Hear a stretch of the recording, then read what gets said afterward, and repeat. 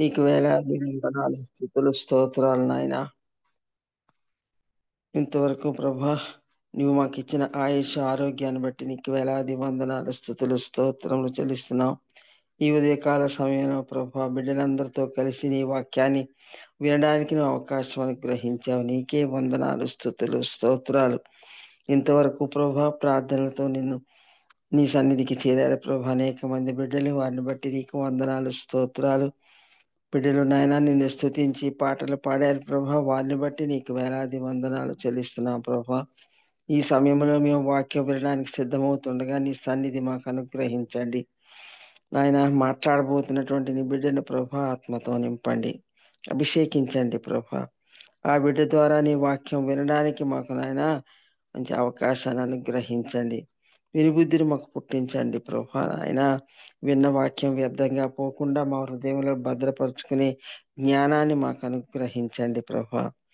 ఆ వాక్యం ద్వారా మేము ఫలించి అనేక మందికి నాయన మంచి మార్గాన్ని చూపించే బిడ్డలుగా కూడా ఉండేటట్లు మాకు సహాయం చేయండి. చేరిన ప్రతి ఒక్క బిడ్డను ఆశీర్వదించండి ప్రభా.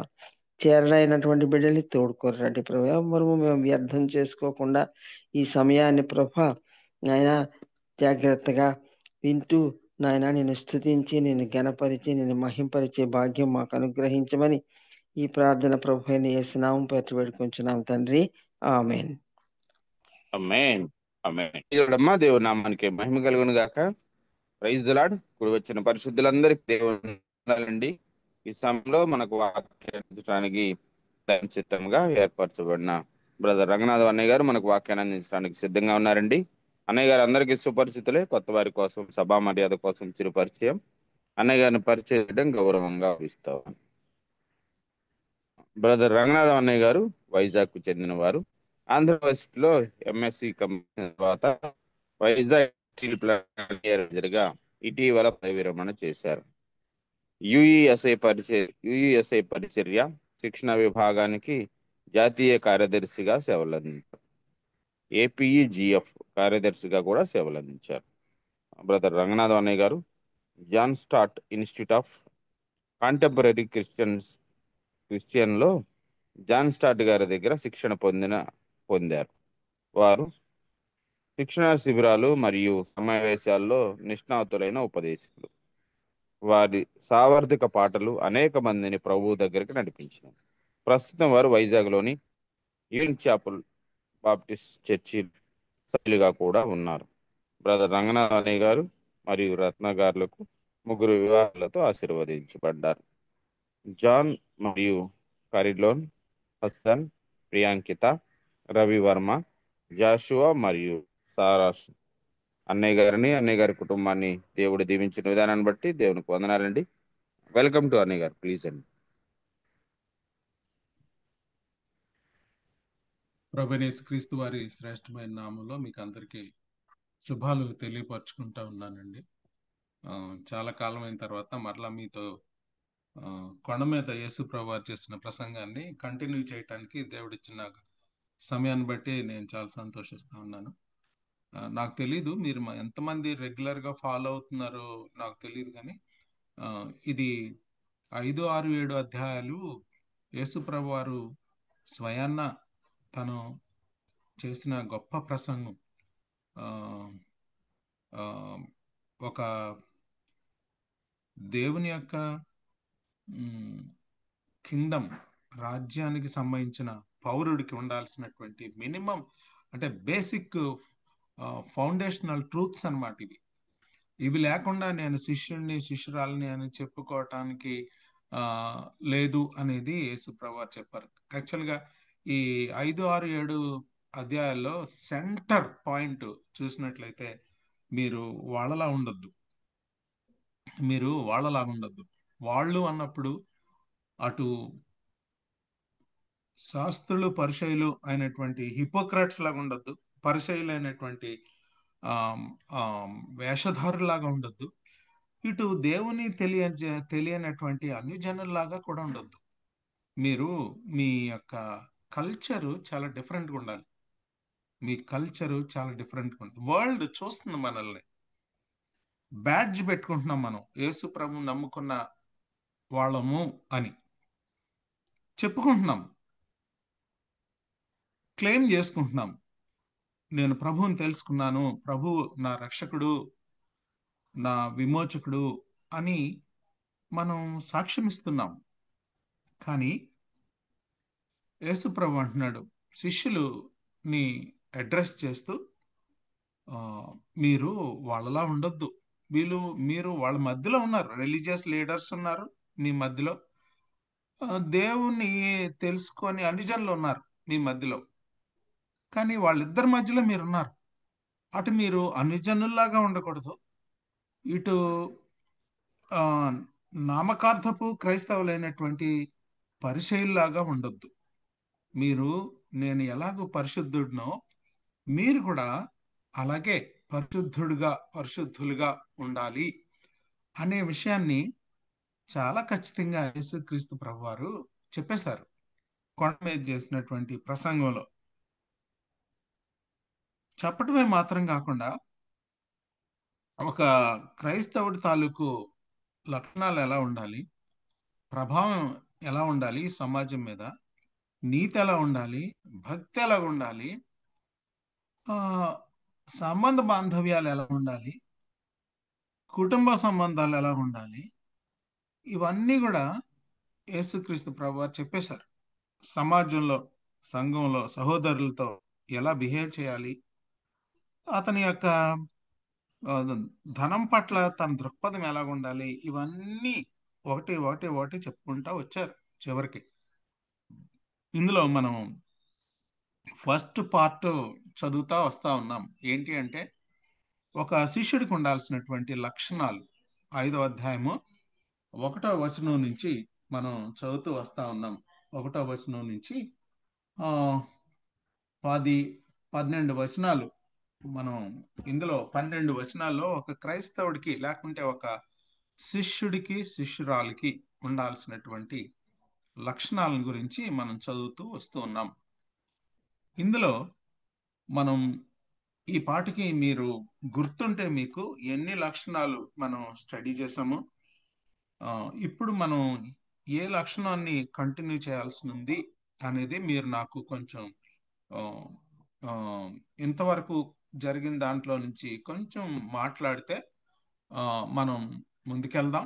ఒకవేళ మీకు గుర్తు లేదు అంటే నేనే గుర్తు చేస్తాను. మరి కొంతమందికైనా గుర్తు ఉంటుందని అనుకుంటున్నాను, ఎందుకంటే వారు కొంతమంది రాసుకుంటున్నారు, చక్కగా రాసుకుంటున్నారు, కాబట్టి వారికి డెఫినెట్గా గుర్తుంటుందని నేను అనుకుంటున్నాను. నేను స్క్రీన్ షేర్ చేయటానికి నాకు అవట్లేదు, కొద్దిగా నాకు వెసులుబాటు ఇస్తారా స్క్రీన్ షేర్ చేయటానికి?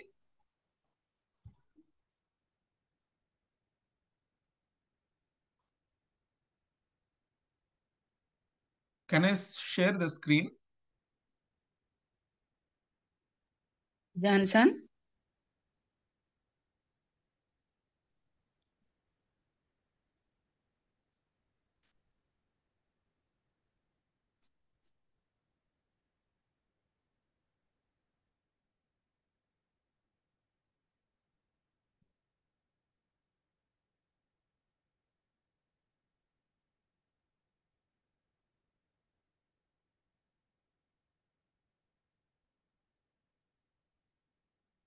ఒకవేళ ఈలోగా జాన్సన్ అవైలబుల్గా ఉంటే నాకు స్క్రీన్ షేర్ చేయొచ్చు, లేదు అంటే మనం మామూలుగానే మాట్లాడుకుందాము.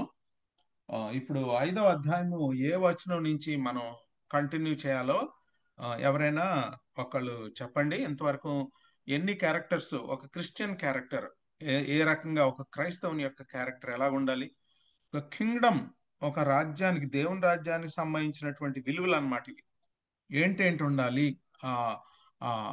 ఒక ఇప్పుడు ఒక రాజకీయ పార్టీలో జాయిన్ అవుతే మా దగ్గర కొన్ని ఉన్నాయండి, కొంత అంగీకారం, కొన్ని క్యారెక్టర్స్ ఉంటాయి మా దగ్గర అని అంటారు జాయిన్ అయ్యే ముందు. అలాగే యేసుక్రీస్తు ప్రభు వారి శిష్యులతో మాట్లాడుతూ మరి మీరు పరలోక రాజ్యానికి సంబంధించిన వ్యక్తులై ఉండాలంటే, దీవించబడిన వ్యక్తులై ఉండాలంటే, బ్లెస్డ్ పీపుల్గా ఉండాలి అంటే పరలోక రాజ్యానికి సంబంధించి మీరు ఎలాంటి క్యారెక్టర్స్ ఉండాలి అని చెప్తూ ఆయన 12వ వచనం వరకు చెప్పారు.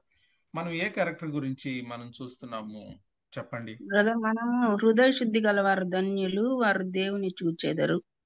అది వెరీ గుడ్, చూస్తున్నాం. నాకు సంతోషం. అట్లీస్ట్ కొంతమంది అయినా మీరు ఈ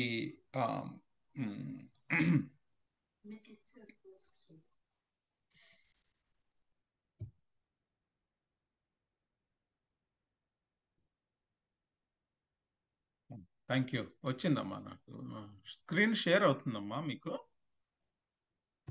ఎస్ బ్రదర్. సరే సరే, నేను కొంచెం దీన్ని పెద్దది చేస్తాను. ఓకే.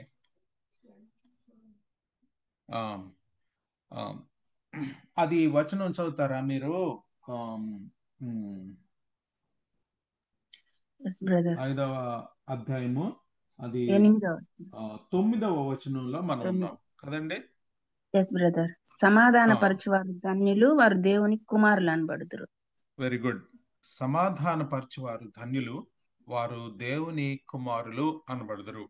బైబిల్లో కొన్నిసార్లు సన్స్ లేకపోతే అని రాసినంత మాత్రాన కుమార్తెలకు కాదు అని కాదు. కొన్నిసార్లు కుమారులు అనే మాట ఎలా వాడబడింది అంటే అది జెనరిక్ గా వాడబడింది, అదనమాట.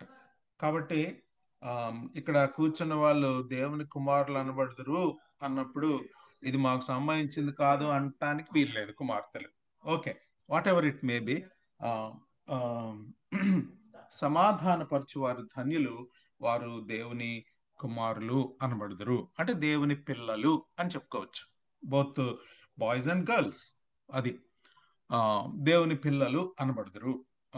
ఇప్పుడు ప్రపంచంలో ఎంత డబ్బులు పెట్టి కొనుక్కున్నా దొరకనిది piece.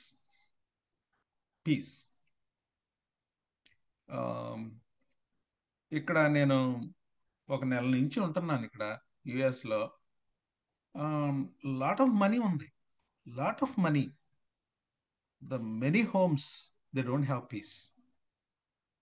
Money homes, lot of furniture, big houses, mansions, millions of rupees విలువ చేసే ఇళ్ళు, furniture, everything is available, but there's no peace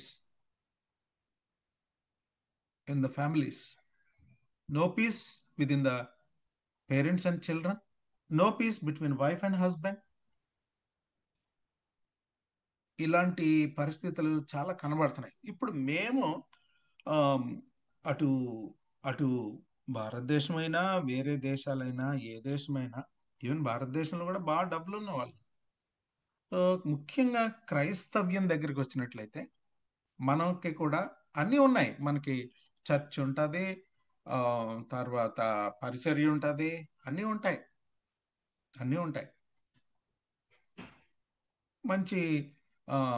మంచి సొసైటీలో మంచి మనకి కావలసిన కంఫర్ట్స్ అన్నీ కూడా పెట్టుకోవచ్చు.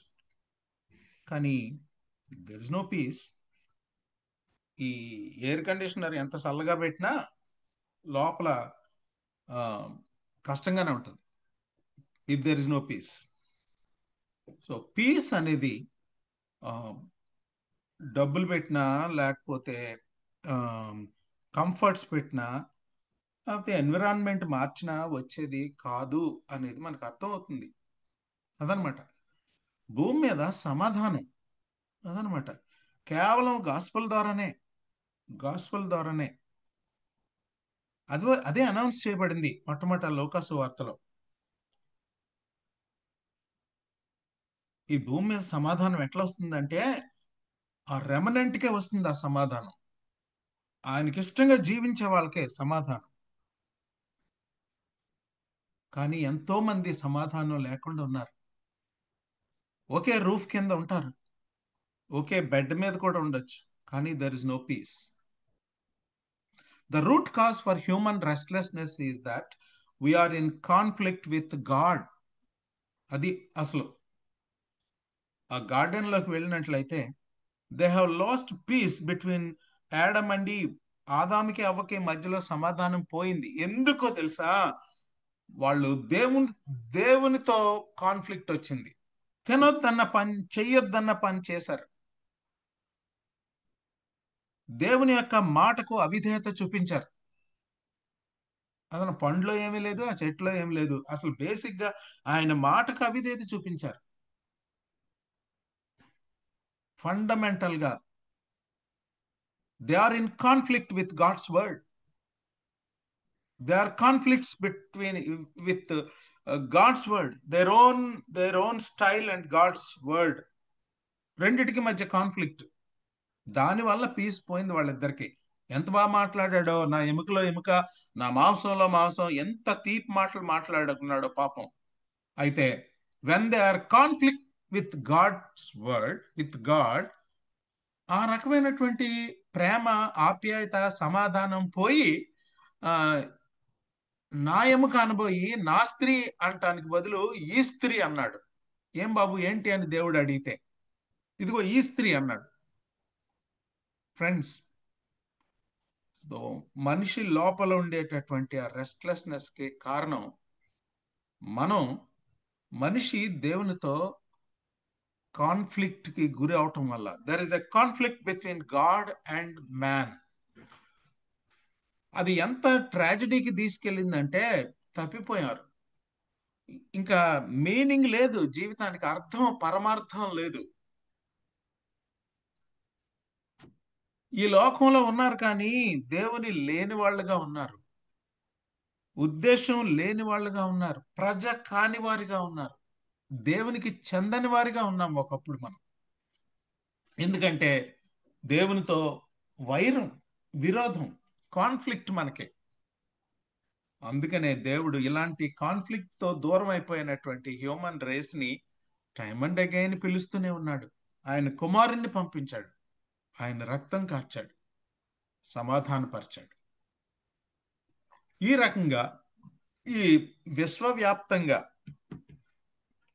విశ్వవ్యాప్తంగా వచ్చినటువంటి ఈ యొక్క రెస్ట్లెస్నెస్ కి దేవుడే, ఈ కాన్ఫ్లిక్ట్ కి దేవుడే, యేసుక్రీస్తు ప్రభువారే మనకి జవాబు. అందుకనే ఈ పీస్ కోసం ఎంతో quest for piece is universal అదనమాట. అందుకనే భారతదేశంలో ముఖ్యంగా అది బాగా కనబడుతుంది. ఈ పీస్ కోసం ఎంత తాపత్రయం, ప్రాకులాట అనేది ఏంటంటే, ఈ ప్రాకులాట దూరంగా అడవిలోకి వెళ్ళిపోయి తపస్సు చేసుకున్నారు మన ఋషులు, నెమ్మది కోసం, సమాధానం కోసం, పీస్ కోసం. అంతేకాకుండా మరి ఇంకా తట్టుకోకపోతే, ఇంకా ఆ డిస్ట్రెస్, దేవునితో ఉన్న కాన్ఫ్లిక్ట్ తట్టుకోలేక, ఆ లోపల ఉన్న గిల్ట్ తట్టుకోలేక కొంతమంది అయితే కొన్ని అలవాట్లకి గురవుతున్నారు. మాదక ద్రవ్యాలకి గురయ్యే వాళ్ళు కొంతమంది అయితే, తాగుడుకు గురయ్యాలి కొంతమంది అయితే. ఆ లోపల ఉన్న కాన్ఫ్లిక్ట్ నుంచి బయటపడడానికి ఇంక వాళ్ళకి కుదరక ఏం చేస్తారంటే తాగేస్తారన్నమాట.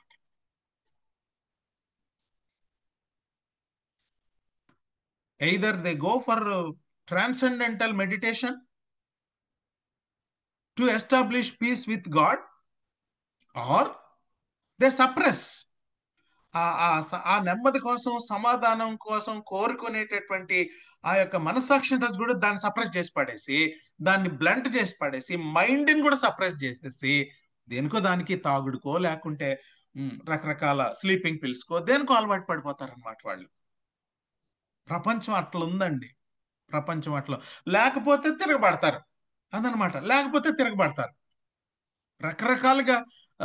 ఈ లోపల ఉన్న ఆ యొక్క ఆ క్వెస్ట్ ని, ఆ కోరికని, దేవునితో సమాధాన పడాలి అనే కోరికని, ఆ కాన్ఫ్లిక్ట్ తో నేను ఉన్నాను అనేటటువంటి స్ట్రగుల్ ని అణిచివేయటానికి, లేకుంటే దాన్ని ఫైనల్ గా దాన్ని అడ్రస్ చేయటానికి రకరకాల ప్రయత్నాలు.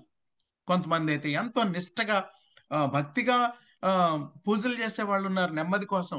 కొంతమంది అయితే పాపం వాళ్ళకి ఆ స్ట్రగుల్ నుంచి బయటపడలేక, ఆ కాన్ఫ్లిక్ట్ నుంచి బయటపడలేక ఎన్నో రకాల ప్రయత్నాలు, చెప్పులు లేకుండా పాపం ముళ్ళ మీద నడవటం, అగ్ని మీద నడవటం. somehow they want to establish peace within their heart.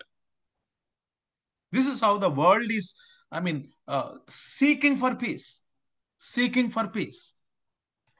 However, అది అది యోగా అవ్వచ్చు, లేకుంటే లేకపోతే ఈ శ్రమల నుంచి విత్డ్రా అయిపోవాలనేటటువంటి ఒక బుద్ధిజంలో ఉండే ఫిలాసఫీ అవ్వచ్చు, లేకపోతే ఆ, ఒక షాబీ కంప్రైజ్ లోకి వెళ్ళవచ్చు. అంటే వాళ్ళు ఏమి ఇంకా జీవితం అంటే విరక్తి అనమాట. ఇది వరకు ఉండేవారు అనమాట, హిప్పీస్ అని వాళ్ళు ఉండేవారు. అలాగే వాళ్ళ జుట్టు పెంచుకొని ఇంకా వాళ్ళ డబ్బు లేక కాదు, వాళ్ళు వెరీ ధనవంతులు వాళ్ళు, కానీ వాళ్ళ లోపల పీస్ లేదు. సో కొంతమంది అయితే నర్వస్ బ్రేక్ డౌన్ అయిపోతుంది, కొంతమందికి అయితే అలాగా అక్కడికి ఇక్కడికి విదేశాలకు వెళ్తూ ఉంటారు, ట్రావెల్ తిరుగుతూ ఉంటారు పీస్ కోసం. సో ఈ రకంగా సమాధానం కోసం ప్రాకులాడుతున్నది మానవ ఆ, ఆ, మ్, ఆ, సమాజం. కాబట్టి మరి ప్రాఫిట్స్ మాట్లాడారు, ఆ, ప్రవక్తలు మాట్లాడారు. సో ఇజ్రాయెల్ యొక్క మరి ఇంకా ఆ సమాధానకర్త ఆయన వస్తాడు, ఆయన ఆయన కోసం అనేది ప్రవక్తలందరూ రాశారు. అయితే కొంతమంది ఫాల్స్ ప్రాఫిట్స్ కూడా ప్రవచించారు ఓల్డ్ టెస్ట్మెంట్ లో. సమాధానం లేని చోట సమాధానం ఉందని చెప్పేవాళ్ళు. అదనమాట ఘోరం, అది ఘోరం. దేవుడు రాయించేశాడు ఆ మాటలు కూడా. అరే మీరు సమాధానం తప్పు చేశారు, పాపం చేశారు, దేవుని దగ్గరికి వెళ్ళండి అని చెప్పకుండా yes there will be a peace అని ప్రవచించే వాళ్ళు కూడా ఉన్నారు కొంతమంది తప్పుడు దొంగ ప్రవక్తలు. పాత నిబంధన గ్రంథంలో ఇశ్రాయేలీల మధ్యలోనే, ఎక్కడో కాదు, మీరు చదవచ్చు. ఈ రోజుల్లో కూడా ఉన్నారు. నీకు అంత బాగా జరుగుద్ది, ఏం పర్లేదు, నువ్వు దేవుడు కరుణామయుడు కాబట్టి నువ్వు ఏది చేసినా పర్లేదు, నీ పని నువ్వు చెయ్యి, నువ్వన్నీ అనుభవించు. ఈ రకమైనటువంటి ప్రాస్పెరిటీ ఈ రకమైనటువంటి నేపథ్యంలో పైనేమో గందరగోళం, లోపల గందరగోళం, పైన కామ్గా ఉండటానికి ప్రయత్నం, ఇదంతా కూడా so because of the conflict with God that you cannot avoid unless we're washed with the blood of Jesus, we come to God. అందుకనే దేవుడు ప్రవక్తల ద్వారా return to me, I will return to you, I will give my peace, I'll give my peace. Come to me. I will restore. Confess where you are. నువ్వు ఎక్కడున్నావా పతనమైన స్థలంలో మరలా తిరిగి నువ్వు confess చేసి నా దగ్గరికి వస్తే I will restore the peace. No more conflict.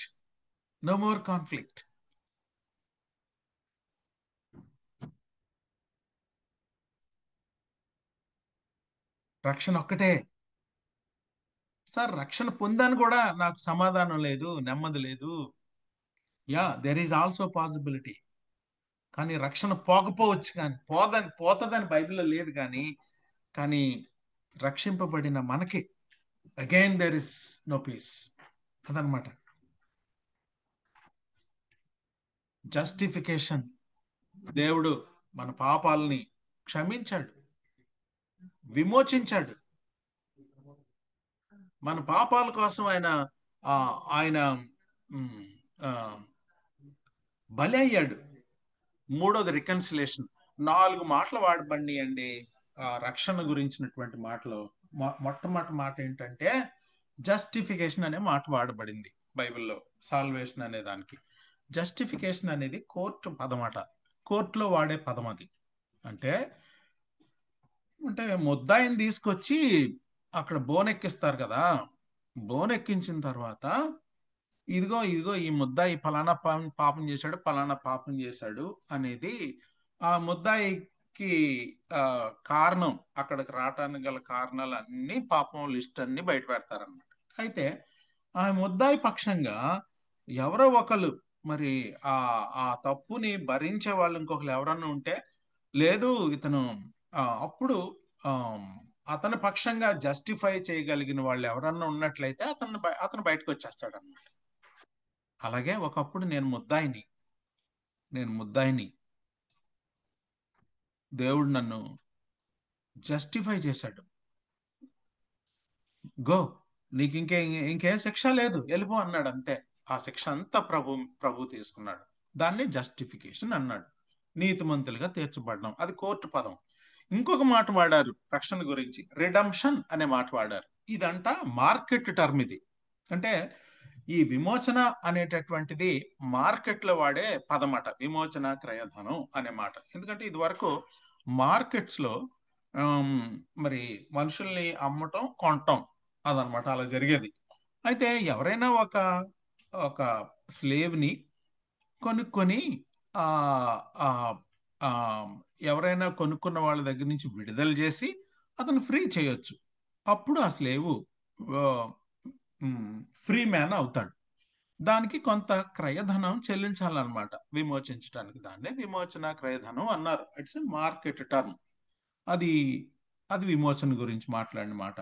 మూడో పదం ఏంటంటే ప్రొపిసియేషన్, అంటే శాంతి కుదర్చడం. శాంతికరమై ఉన్నాడు, మన పాపములకు ఆయన శాంతికరమై ఉన్నాడు అనే మాట బైబిల్లో వాడబడిన మాట. ఇదే మాట అంటే ఇది కూడా టెంపుల్ పదం, టెంపుల్లో వాడే పదం అన్నమాట. ఎందుకంటే ఒక జంతువుని తీసుకొస్తారు, ప్రీస్ట్ యాజకుడు ఏంటంటే ఆ రెండు చేతులు ఎవరో తీసుకొచ్చిన ఆయన చేతులు దాని మీద పెట్టి అతని పక్షంగా దేవుడికి సమర్పిస్తాడు ఆ గొర్రె పిల్లని. వచ్చిన తర్వాత పాపాలు తన బదులు దాని మీద వేయగా అప్పుడు అతనికి శాంతి దొరుకుతుంది అన్నట్లుగా, దాన్ని ప్రొపిసియేషన్. నాలుగో పదం రికన్సిలియేషన్. ఈ రికన్సిలియేషన్ అనేటటువంటి మాట ఫ్యామిలీకి సంబంధించిన మాట. అది ఫ్యామిలీకి సంబంధించిన మాట. రికన్సిలియేషన్ సమాధానపరచడం అదనమాట, కుటుంబంలో వాడే మాట సమాధానపరచడం. సో యేసుక్రీస్తు ప్రభువారు రక్తం ద్వారా మనకి ఆయన సమాధానాన్ని ఇచ్చాడు. It's a family term. లేకుంటే మధ్యలో ఉండేటటువంటి ఆ యొక్క ఆ స్ట్రగుల్ అందాము, లేకుంటే ఆ కాన్ఫ్లిక్ట్ అందాము, కుటుంబంలో అలాగే ఉంటుంది అది. కాబట్టి రక్షణ అనేది ఒక మాటని ఇన్ని ఇమేజెస్లో ఉపయోగించింది బైబిల్. రక్షణ అనే మాటని జస్టిఫికేషన్ అనే పదం ఉపయోగించారు, రిడమ్షన్ అనే మాట ఉపయోగించారు, ప్రొపిషియేషన్ అనే మాట ఉపయోగించారు, రికన్సిలియేషన్ అనే మాట వాడారు. ఇప్పుడు నేను రికన్సిలియేషన్ అనే మాట తీసుకుంటాను. ఏంటంటే ఎఫెసీయులకు రాసిన పత్రిక ఒకసారి చూడాలి. ఎఫెసీయులకు రాసిన పత్రిక 2వ అధ్యాయంలో చూసినట్లయితే దేవుడు ఎలాగూ మనల్కి సమాధానాన్ని తీసుకొచ్చాడు, ఎలాగో రికన్సైల్ చేశాడు మనల్ని అనేది చాలా బాగా పౌలు గారు తీసుకొచ్చారు. రికన్సిలియేషన్ అనే మాట, సమాధానపరచడం అనేది. అందులో నేను చదువుతాను, ఎఫెసీయులకు రాసిన పత్రిక మీరు చూడండి. నేను చదువుతాను, 2వ అధ్యాయం నుంచి నేను చదువుతున్నాను. 12వ వచనం చదువుతున్నాను. Remember that at that time you were separate from Christ, excluded from the citizenship of Israel, and foreigners to the covenants of the promise, without hope, without God.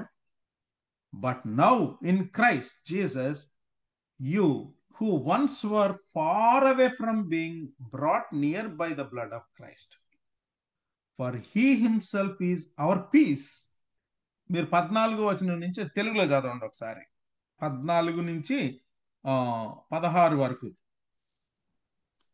ఆయన మన సమాధానమై ఉండి మీకును మాకును ఉండిన ద్వేషమును అనగా విధిరూపకమైన ఆజ్ఞలు గల ధర్మశాస్త్రమును తన శరీరమందు కొట్టివేయుట చేత మధ్య గోడను పడగొట్టి మన ఉభయులను ఏకం చేసెను. ఇట్లు అంటే ఇక్కడ సమాధానం ఎవరి మధ్య తీసుకొచ్చాడంట? మీకు మాకు అంటే, మీకు మాకు అంటే అక్కడ మాకు అన్నప్పుడు యూదులు, మీకు అన్నప్పుడు అక్కడ అన్ని జనులు. ఎఫెసీ సంఘంలో ఉన్న అన్ని జనులకి ఇక్కడ అడ్రస్ చేస్తున్నాడు అనమాట ఆ మాట. మీకు మాకు ఉన్న సమాధానాన్ని తీసుకొచ్చాడు. అసలు ఇద్దరికే పొసగదు, యూదులకి అన్ని జనులకి. పొసగని ఇద్దరిని సమాధానపరిచేది యేసు రక్తమే. పొసగని ఇద్దరి మధ్యలో సమాధానాన్ని తీసుకొచ్చేది యేసు రక్తమే. అయితే ఈ ఇద్దరి మధ్యలో సమాధానం రావటానికి ముఖ్యంగా ఎప్పుడు సాధ్యమవుతుందంటే, వీరిద్దరికి కూడా యేసుక్రీస్తు యొక్క సమాధానం వాళ్ళ హృదయాల్లో ఉన్నప్పుడే సాధ్యమవుతుంది. అది ఎక్కడ రాసింది? అది ఎక్కడ రాసిందంటే,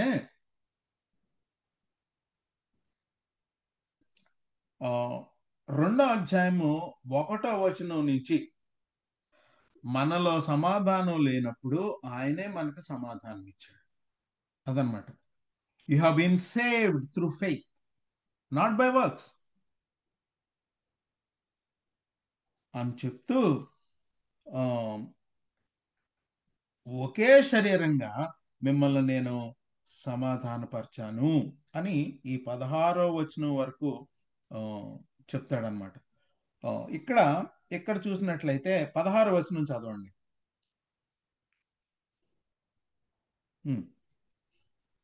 తన శిలువ వలన ఆ ద్వేషమును సంహరించి దాని ద్వారా వీరిద్దరిని ఏక శరీరముగా చేసి దేవునితో శిలువ వలన ద్వేషాన్ని సంహరించాడు.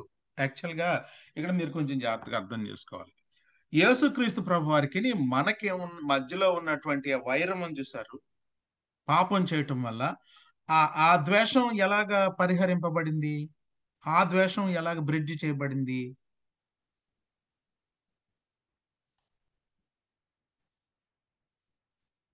శిలువ ద్వారా. శిలువ ద్వారా. ఎగ్జాక్ట్లీ. అంటే మనం గార్డెన్ లో జరిగిన సంగతిని ఇందా తీసుకొచ్చాను. దేవుడికి మనిషికి కాన్ఫ్లిక్ట్, సమాధానం లేకపోవటం అనేది, మరలా దేవుడికి మనిషికి సమాధానం ఎలా కలిసింది అంటే, ఆ కాన్ఫ్లిక్ట్ ఎలా రిజాల్వ్ అయింది అంటే, సిలువ దగ్గర ఆ వ్యక్తి సిలువ దగ్గరికి వచ్చి తన పాపం ఒప్పుకొని దేవునితో సమాధానం పడడం ద్వారా అతనికి సమాధానం వస్తుంది. అయితే మరలా అతనికి తోటి వ్యక్తితో సమాధానం కావాలి. మరలా దేవునితో సమాధానం పడ్డాను, నేను దేవుడు, కానీ నేను దేవుడే కాదు కదా, నేను సమాజంలో ఉండాలి, తోటి వ్యక్తితో జీవించాలి, తోటి వ్యక్తితో నాకు సమాధానం కావాలి. అది కూడా ఇక్కడ రాశాడనమాట. అది ఇక్కడ ఎందుకంటే మీకు మాకు అదనమాట. దేవుడు మనందరికీ కూడా ఆయన కుమారుని ద్వారా సమాధానం ఇచ్చాడు. అయితే మీకు మాకు మధ్యలో ఉన్న వైరాన్ని కూడా సిలువ రక్తమే. అంటే నేను ఒక మాట చెప్తాను, మీరు అందరూ జాగ్రత్తగా వినాలి. ఇద్దరు విశ్వాసులు మధ్యలో సమాధానాన్ని కుదుర్చుకోలేకపోతున్నారు అంటే యేసు రక్తాన్ని అబ్యూస్ చేస్తున్నట్టే నా ఉద్దేశ ప్రకారంగా. మాట అర్థమైందా నాకు? నా మాట మీకు? సిలువని అబ్యూస్ చేసినట్టే. ఇది అర్థం కాకపోతే అడగొచ్చు.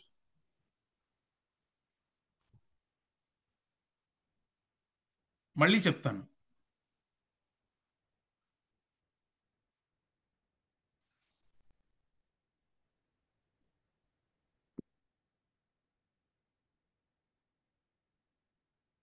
అంటే ఇద్దరు వ్యక్తులు కలిసి సమాధానంగా ఫర్ ఏ లాంగ్ టైం వస్తాయి, చిన్న చిన్న సమస్యలు వస్తాయి, కొంచెం సమాధానం పోద్ది, మళ్ళీ సాయంకాలానికల్లా సూర్యుడు అస్తమించేసరికల్లా మళ్ళీ సమాధానం పడటం అనేది దేవుని వాక్యం చెప్తుంది. అంటే దాని అర్థమే, సూర్యుడు అస్తమించే లోపల సెటిల్ అవ్వాలంటే వస్తాయని ఇబ్బందులు, సమాధానం పోయే సమస్యలు వస్తాయని.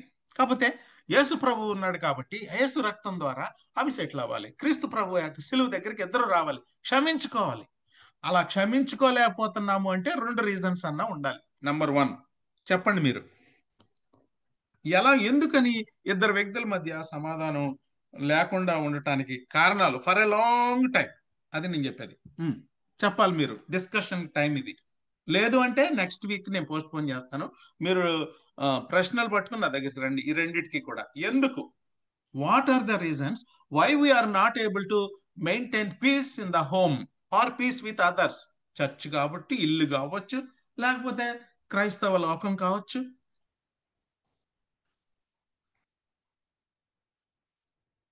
ఇలాంటి సమాధానం లేని పరిస్థితిలో ఉన్న వారికి సమాధాన పరిచేటటువంటి ఒక పరిచర్యను దేవుడు మనకిచ్చాడు.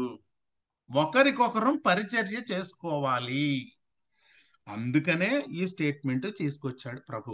సమాధానపరచువారు ధన్యులు, వారు దేవుని కుమారులు అనబడదురు, దేవుని పిల్లలు అనబడదురు. అయితే దేవునితో సమాధానం లేని తత్వంలో ఉన్న వ్యక్తులు అవ్వచ్చు, దేవునితో సమాధానం ఉండి తోటి వ్యక్తితో సమాధాన పడలేని తత్వం ఉన్న వ్యక్తులు అవ్వచ్చు. ఈ ఇద్దరు టైప్లలో కూడా సమాధాన పరిచేటటువంటి పరిచర్య దేవుడు మనకిచ్చాడు. ముందు మనకే లేదు అంటే ఇంకా అలాంటి పరిచర్య ఏం చేయగలం మనం? మనకే సమాధానం లేదంటే ఆ సమాధానం పరిచర్యను ఎట్లా చేయగలం? దేవుని యొక్క రాజ్య వారసులుగా, పీస్ మేకర్స్ గా ఉండగలమా?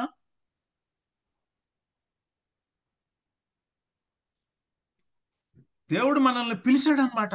ఆయన శిష్యులకి అప్పగించిన బాధ్యత ఇది. సమాధానపరచువారు ధన్యులు, రియల్ బ్లెస్సెడ్ పీపుల్. దేవునితో సమాధానం లేని కాన్ఫ్లిక్ట్ ఉన్న వాళ్ళకి సిలువు దగ్గరకు తీసుకొచ్చే ఆ పరిచర్య, దేవునితో సమాధానం ఏర్పడిన తర్వాత కూడా ఒకరి మధ్య ఒకరు సమాధానం లేని వైనంలో వాళ్ళ మధ్య సమాధానాన్ని తీసుకొచ్చే పరిచర్య శిష్యులకు అప్పగించాడు, శిష్యురాళ్ళకు అప్పగించాడు. అయితే నా ప్రశ్న, ఇంకో ప్రశ్న ఏంటంటే, మనకే సమాధానం లేని పరిస్థితుల్లో ఈ సమాధాన పరిచర్య ఎలా హ్యాండిల్ చేస్తాం? ముందు మనకు సమాధానం లేని పరిస్థితులకి కారణాలు ఏంటి? అయితే మరి మనం సమాధాన పరిచర్య చేసేటప్పుడు వచ్చే ఇబ్బందులు ఏంటి? మరి దేవుడు చెప్పినటువంటి ఆయన పిల్లలు, ఆయన మనుషుల మధ్య సమాధానాన్ని తీసుకొచ్చే తండ్రి ఆయన పిల్లలుగా అది పని చేయాలి కదా. మా నాయన పని అది. ఏంటది? మా నాన్నగారి పని అది.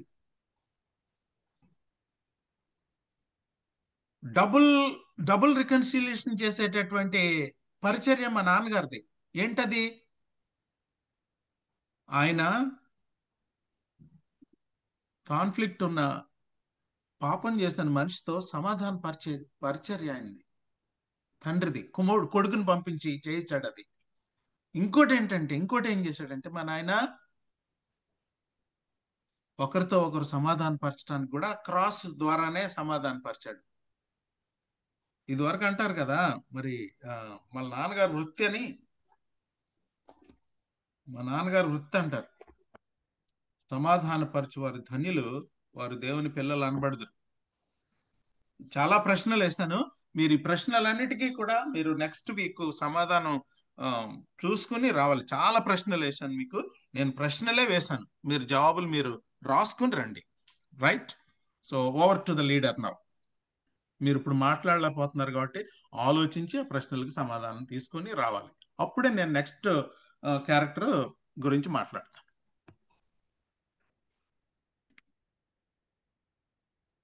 Let us close now.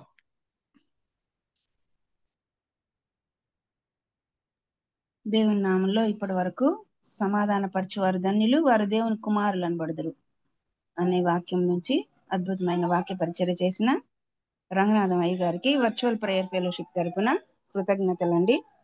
ఈ మెసేజెస్ అన్ని కూడా అనుదినము యూట్యూబ్ లో అప్లోడ్ చేయబడుతున్నాయి. బాబీ రత్నాకర్ అని కానీ వర్చువల్ ప్రేయర్ ఫెలోషిప్ అని కానీ టైప్ చేసి మన బంధువులకు మరియు స్నేహితులకు షేర్ చేయవచ్చు, లేదా మనము రెండవసారి వినవచ్చు. ముగింపు ప్రార్థన మరియు ఆశీర్వాదం ఇవ్వవలసిందిగా రెవరెండ్ జామీ రవికుమార్ అయ్య గారిని మనవి చేస్తున్నానండి. మరి మన సహవాసంలో ఉన్న ఝాన్సీ గూడపాటి సిస్టర్ గారు ఇమ్యూనోగ్లోబిన్ డెఫిషియన్సీతో బాధపడుతున్నారు. ఇమ్యూనోగ్లోబిన్ ఇంక్రీజ్ అయ్యే విధంగా ప్రార్థన చేయవలసిందిగా మనవి చేస్తున్నానండి. రెవరెండ్ జామీ రవికుమార్ అయ్య గారు.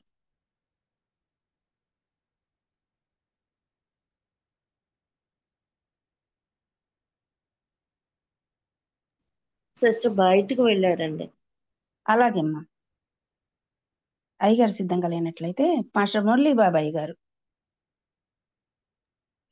గూడపాటి ఝాన్సీ గారు ఇమ్యూనోగ్లోబిన్ డెఫిషియన్సీ నుంచి తప్పించబడి ఇంక్రీజ్ అయ్యేటట్లుగా ప్రేయర్ చేయండి అయ్యారు. సరే, ప్రార్థన చేసుకుందాం. దయగలిగిన తండ్రి, కృపగా బంగారు పాదాలు వందనాలు స్తుతులు చెల్లిస్తూ ఉన్నా.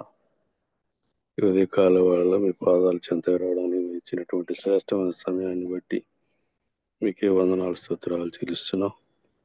నేను ఇంత పర్యాంతం ఆయన మీ దేవదాసులను చిరుచోటను మరుగుపరిచారు.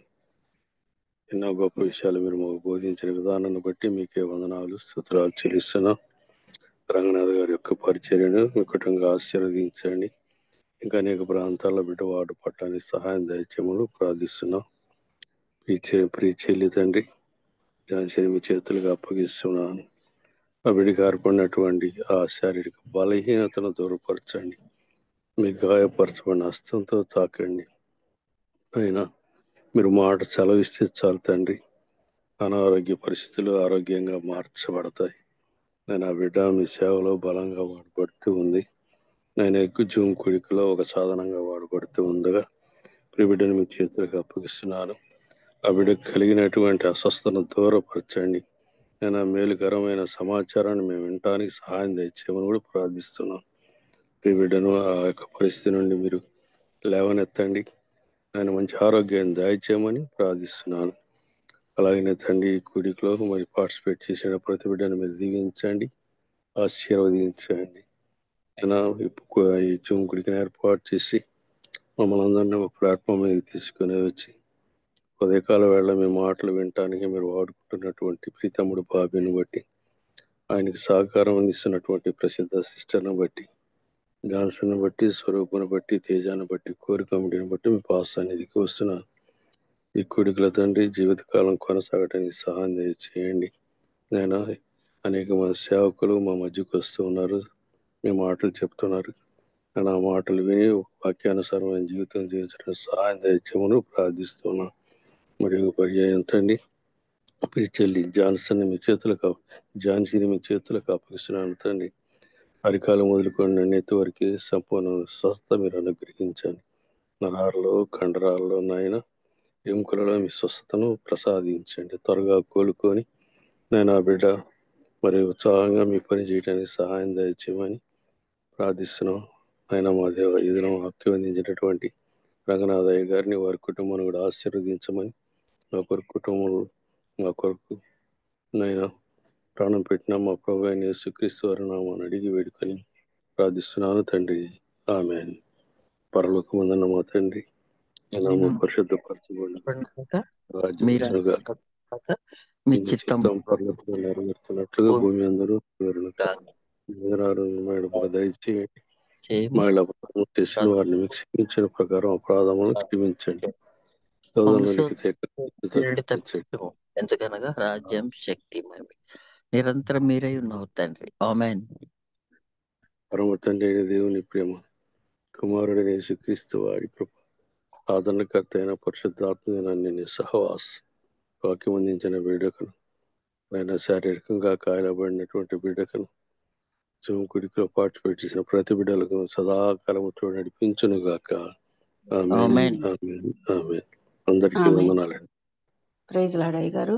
ముగింపు ప్రార్థన మరి ఆశీర్వాదం ఇచ్చిన పాస్టర్ మురళీ బాబాయ్ గారికి, వాక్య పరిచర్య చేసిన రంగనాథం అయ్య గారికి, టెక్నికల్ సపోర్ట్ ఇచ్చిన యవన బిడ్డ జాన్సన్ కు, స్క్రిప్చర్ రీడింగ్ చేసిన దీప్తి గారికి, అదేవిధంగా కోర్ కమిటీ మెంబర్స్ కు, కూడి వచ్చిన విశ్వాసులైన పరిశుద్ధులందరికీ వర్చువల్ ప్రేయర్ ఫెలోషిప్ తరపున కృతజ్ఞతలండి. ప్రభు చిత్తమైతే రేపటి దినాన్ని తిరిగి కలుసుకుందాం. అంతవరకు సెలవు తీసుకుందాం. ప్రభు నామములో అందరికీ వందనాలండి.